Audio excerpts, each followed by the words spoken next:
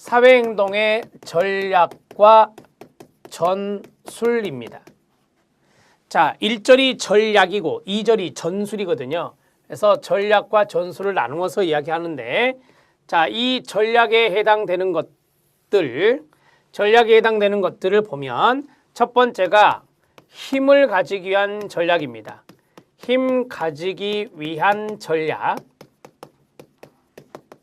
두 번째가 합법성 확보 전략입니다. 합법성 확보 전략입니다. 세 번째가 협력 전략입니다. 네 번째가 전술을 어떻게 연결할 것인지, 전술 전략이죠. 자, 전략이고 여기도 전술 연결 전략이 됩니다. 그 다음에 어떠한 방법으로 협상할 것인가, 협상 전략이 되겠습니다. 자, 협상 전술이 뒤에 나와요. 힘 가지기 위한 전략에서 5가지가 있었잖아요. 이 힘의 원천이라고 하는 거, 힘의 원천이라고 하는 것이 5가지가 있었습니다. 이것이 이제 출제 포인트였으니까 알아두셔야 되고요. 첫 번째는 상대방에게 제공할 수 있는 정보력이 있어야 된다. 두 번째로는 불편, 손해 끼치는 힘을 과시해야 된다는 것입니다. 세 번째로는 약점을 자극해서, 상대방의 약점을 자극해서 괴롭히는 겁니다. 자, 네 번째로는 피해 입힐 수 있는 잠재력이 필요하다. 피해 입힐 수 있는 잠재력이 필요하다. 다섯 번째죠. 다섯 번째가 가장 강조된다 그랬죠. 주민 동원 능력입니다. 주민 동원 능력, 이것을 조직화한다 했습니다. 자, 이 능력이 가장 강조된다라고 했었죠. 가장 강조된다. 자, 이렇게 해서 5가지의 내용을 정리해 주시면 됩니다. 자, 됐고요. 이제 2절 전술에 대해서 알아보도록 하겠습니다. 자, 제2절 사회행동 전술입니다. 첫 번째 1번이 뭐죠? 정치적 압력 전술입니다. 자, 2번은 뭐죠? 타 조직과의 협력 전술입니다. 압력에 동그라미 치고요. 협력에 동그라미 치세요. 세 번째는 전술적인 연결입니다. 압력 전술, 법적 전술, 항의 전술 나왔죠? 압력 동그라미, 법적 동그라미, 항의 동그라미요. 자, 실력 따지게 보니까 협상이란 것도 나옵니다. 협상 전술이 뒤에 나온다고 그랬죠. 협상의 전술, 프루이트가 말한 협상의 전술의 1번에, 반가로 1번에 별표.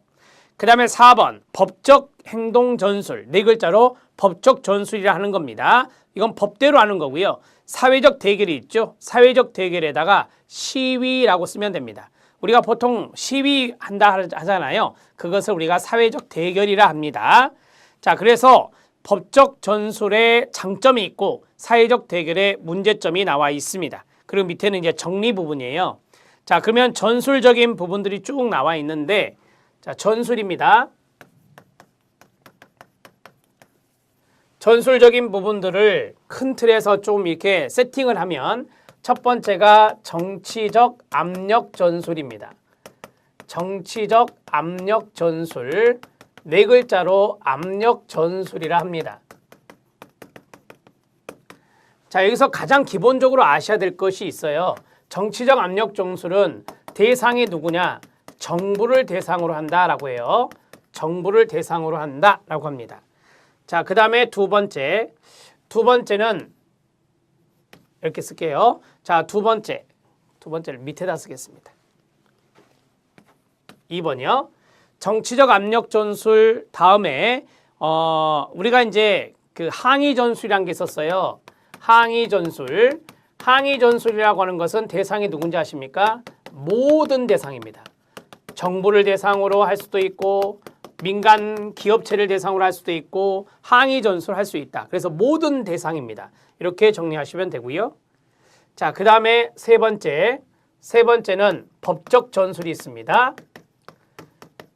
이 법적 전술과 대비되는 게 뭐라고요? 사회적 대결이라고 그랬죠. 사회적 대결이라 했습니다. 제가 지금 연관되는 것끼리 지금 묻고 있어요, 여러분. 자, 그 다음에 다섯 번째, 좀 높이 써서 협력 전술이 있습니다. 협력하는 전술이 있는데 협력 전술에는 세 가지가 있다 그래요. 이것은 이렇게 가로로 쓸게요. 협조, 그 다음에 연합, 그 다음에 동맹이 있습니다. 이 세 가지가 있는데요. 오른쪽으로 갈수록 협력의 정도가 강합니다. 오른쪽으로 갈수록 협력의 정도가 강하다. 협력 정도 강함이라고 하면 되겠죠. 자, 이렇게 해서 세팅을 해놨어요. 우리가 이제 여기 안에 해당되는 것들이 어떤 개념들이 들어갈 것인지 그러한 것들을 교재를 보고 핵심적인 부분들을 정리하면 끝납니다. 어렵진 않습니다.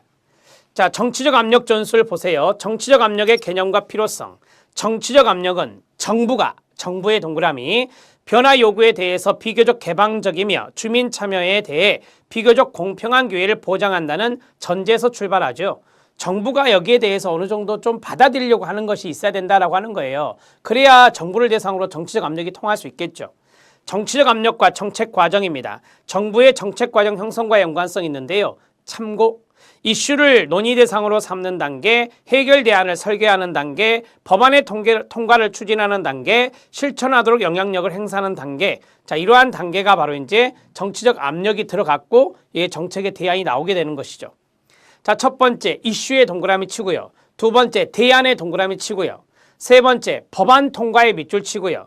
그 다음에 실천하도록 영향력을 행사한다라고 했었죠. 네, 실천의 동그라미 치고요. 이러한 순서를 머릿속에 넣으시면 됩니다. 자, 경제단체 및 기타 조직과의 경쟁입니다.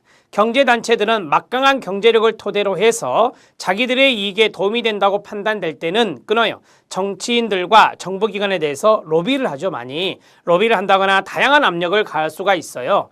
자, 이런 것들이 이제 자기의 이익을 위해서 로비를 하고 또는 이런 정부를 대상으로 압력을 해서 얻을 건 얻는다라고 하는 겁니다.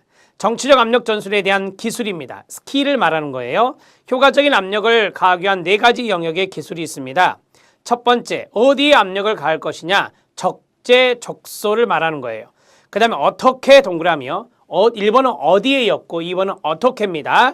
정부 관료나 정치인의 목표에 맞는 논쟁을 전개할 것인가? 정부 관료와 정치인을 상대로 한 논쟁의 기술입니다. 특수한 상황에 맞는 적절한 압력 대상은 누구냐라고 했습니다. 자, 압력 대상이 중요한 거죠. 압력 대상, 상황에 맞는 적절한 압력 대상은 누구냐? 자, 압력 대상에 동그라미 치고요. 정치인과 관료들에게 어떠한 구체적인 전술을 사용할 것이냐? 어떠한이죠. 어떠한 전술을 사용할 것이냐? 자, 됐습니다. 우리가 이제 여기 정치적 압력 대상, 압력 전술에서 대상은 정부에 국한한다라고 했잖아요. 그러면 어디에 우리가 할 것이냐?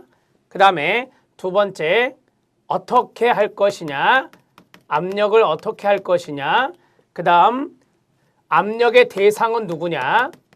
압력의 대상은 누구냐? 자, 마지막. 네, 마지막은 어떤 전술을 쓸 것이냐? 어떤 구체적인 전술을 쓸 것이냐? 자, 이런 것들을 생각하고 정치적 압력을 한다라고 하는 건데요. 어디에 적재적소, 그 다음에 어떻게, 그 다음에 압력의 대상은 상황에 맞는 압력 대상은 누구냐? 그걸 잘 가려야 되겠죠? 어떤 전술을 사용할 것이냐? 이런 것들을 고려해서 정치적 압력 전술을 하게 된다 이 말이죠. 자, 밑에 압력 전술을 위한 기술이 있고 정치인들에게 압력을 가하는 전술이 있는데요. 참고하시면 됩니다. 자, 공청회 의견서를 제시하는 행동이나 연판장, 서명운동 명부라고 하죠. 연판장을 제출하는 행동이나 선출된 관리를 1대1로 로비를 하는 행동이나 편지를 보낸다든지 전화나 전보를 이용한다든지 법안의 내용을 제안하는 행동이라든지 법안을 심의하는 회의에 참여하는 행동, 이런 것들이 다 압력 전술, 정부를 대상으로 압력 전술 쓰는 거고요. 정치인들에게 압력을 가할 수도 있다라고 했었어요. 위에서 정치가들의 입지를 이용한다든지 요구가 실천되는 것을 확인한다든지 정치적 구조나 과정을 이해한다든지 정치가들의 당면한 제약을 한계점을 인식한다든지 적과 싸우기보다는 친구와 함께한다라고 해서 좀 어느 정도는 적대시하지 마라. 너무 적대시하면 들어줄 것도 안 들어준다라고 하는 겁니다. 그걸 말하는 거고